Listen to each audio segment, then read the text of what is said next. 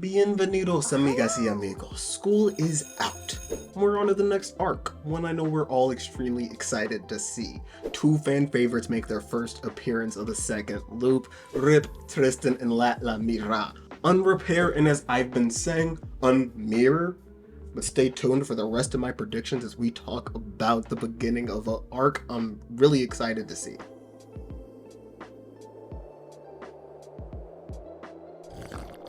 No, of course, Yoshifumi. I'll let them know. Hey, guys, Yoshifumi had a message for you.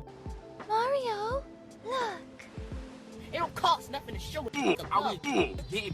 Gotsuka Sensei said it, so you gotta do it. Leave a like, comment how you're feeling about this introduction to a new arc, one that I'm extremely excited to see. I've been anticipating this arc a lot, and I've got some bold predictions for it. And subscribe if you're new here. You may be a bit confused. This was the D trope, however we changed our name to Dofi Days because felt fitting. Let's get into things. So as we hop into things, the Union's preparing for another time skip. However, this time a very interesting cast of individuals joins us at the round table. We see that Shikara's parents have joined the Union and they decide to tag along because they don't want to miss that much time with Shikara. Grandpa Ishin decides to be the only negator staying back because he doesn't want to miss that much of Haruka's growth, and I'm really interested to see what happens whenever we see him after the 16-year time skip because he's a very old individual and we know the unbreakable ability passes down within that bloodline, the Ishin bloodline. Don't know if it is through filicide or if it is through natural means as well, so I'd just be interested to see how that ability is passed down and if we get another unbreakable arc during this loop. But we also see that Bo tags along due to peer pressure. The rest of the scientists told him, "We need to catch up to you, old man," so they sent him along on a 16-year vacation. That's basically 10 seconds. But as Ichiko says with a reference to Rocky Horror, it's time to warp again. Now it's May 1st, 2015, and I love the fact that our boy Apocalypse has been diminished to a glorified time machine. This boy's a little bit frustrated, and I would be too. Arguably the most important artifact this dude is supposed to bring about Ragnarok, but right now, he's basically just El Sai Konguru. If you know, you know.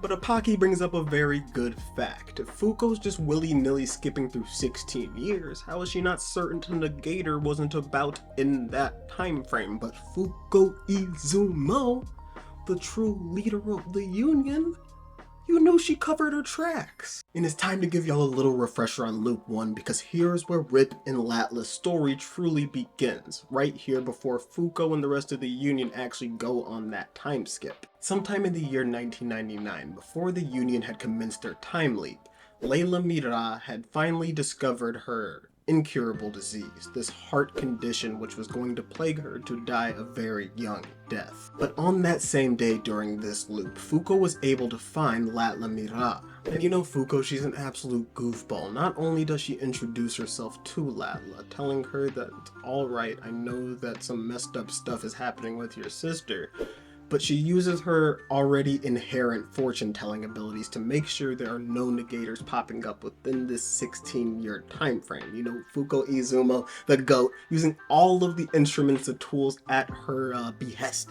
in order to get the job done. I love this woman. But Fuko also tells Latla they'll meet again 16 years from now and to keep honing her fortune-telling abilities. So Fuko really inserted herself into the same exact timeline that was occurring last loop. All she did was kind of told her that keep your head on straight. But interestingly enough, as we see throughout this chapter, things have turned out in the same exact way.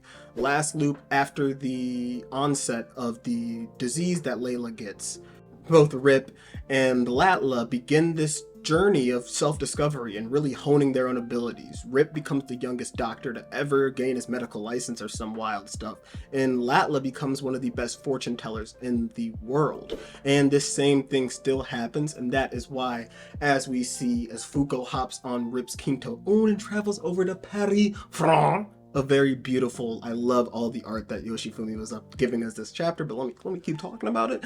We see that Latla Mira is so cold at fortune telling that she was able to meet up with Fuko without even being told a date. Just 16 years from now, we will link up once again, and gosh darn, she's a grown woman, so I'll say it.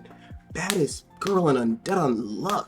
I've just got to say that Yoshifumi did an amazing job of having Fuko implement herself into the same timeline, the same story that Rip and Latla and Layla have already given us. Like, it was a very beautiful story. Obvious, if you were here. If you have been reading Undead Unluck, if you were here during that time, that is one of the most beautiful stories we've ever gotten in here. The full Rip arc during Ragnarok, or right before Ragnarok, was so freaking dope. The love story between Layla and Latla was just amazing. And let me honestly, I'll give you my predictions now. It's so interesting that during this chapter, I don't really get the feeling that like Latla loves Rip.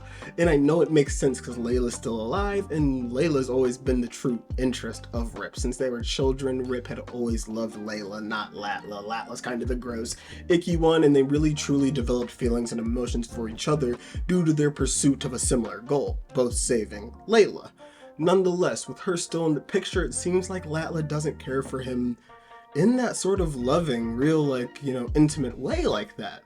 I feel like that's so interesting, and Fuko even kind of excuses it, because Latla brings up that question whenever asking about the previous loop. What had went down? Did me and Rip not actually hook up or whatever the heck? And she says, no, you were too nice. You were a kind woman. That just doesn't make sense to me. I don't know. I really want to see, because I haven't even given you the predictions. Sorry, my bad. I'm ranting right now because Rip's story gets me in my feelings. Because Rip is an idiot, and that's the prediction. I think that Layla, sadly, kinda has to pass away.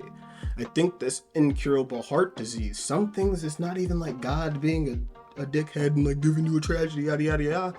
I think it's just gonna happen.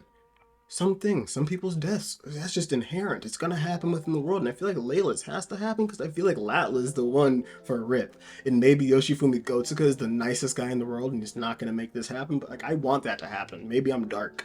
Maybe I'm emo. Maybe I need to drop the dopey glasses. Maybe this villain energy is really getting to my head, but I don't freaking know. And although I didn't talk straight through it, I feel like I've covered a lot of Fuko and Latla's conversation, so I'm gonna move on near the end of it. It's beautiful to see Latla's resolve in order to save her sister. It seems like she's willing to do anything necessary to make sure that task gets done. And I love this panel whenever she's telling Fuko, what do I need to do in this loop? Because she's really trying to differentiate herself and the path that she's taking forward, because she at least understands or knows that whatever we did last loop, everything that Rip and I did fighting against you guys, fighting against the world, didn't work. What's the new path? And as Fuko's done this entire loop, it's not about averting the negator manifestation, it's just about averting that tragedy. She still wants Latla to become the negator that she is, I believe, on Mir, as I've said a couple times now, on Mir. And she already thinks that she's ready to become the vessel for it. I don't know what that means, completely honest. I don't know how, if you're ready for it, that makes sense. I think maybe it's just developing that inherent psyche, because that's why I think it's truly on Mirror. I feel like fortune tellers looking into the mirror makes a lot of sense. It's just some spooky stuff, especially due to the fact that whenever she uses her ability, it gives her the ability to like send projectiles flying into random odd directions. Maybe it's mirroring the same trajectory which the projectiles are being sent to her at. And also, even on Mirror, the ability to look into these mirrors, whatever it may be, physical or metaphysical, and see forward into the future, into the past, or whatever needs to be seen. I think it makes a lot of sense, just given the type of woman she is.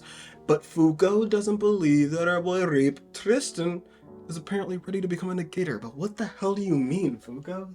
What the hell do you mean? That was some disrespectful things to say, because our girl Latla can even attest to the fact that Rip Tristan is 100% ready to become a negator. We get a peek at this big-bodied, brolic looking Rip. No artifacts installed on him. He looks good. He doesn't have that self-inflicted scar unrepairing on his eye. I love it. It's really always dope to see these characters in their beauty before trauma and darkness and PTSD has taken over them. Like Undead Unluck Loop 1, whenever you really look at it in retrospect, some dark stuff. In this chapter review, I don't even know what it was. I was just having fun reading this chapter. It wasn't like, it was a flowing chapter. We got to a point, we flashbacked, I was like, I went back and read the beginning again, I was like, makes sense, and then we're at the end of the chapter. Rip is here, Latla's here. I'm excited to see what happens with Layla Mira, because once again, I'd be interested to see if we truly save her. It would be cool to see some dark stuff happen in Undead Unluck. For reality to hit folks, for God, maybe Luna to even laugh a little bit, chuckle, be like, ha ha ha ha, you still got Unrepair, you still got Unmirror, and you got no sister. That's rude. I don't know. I'm out of here.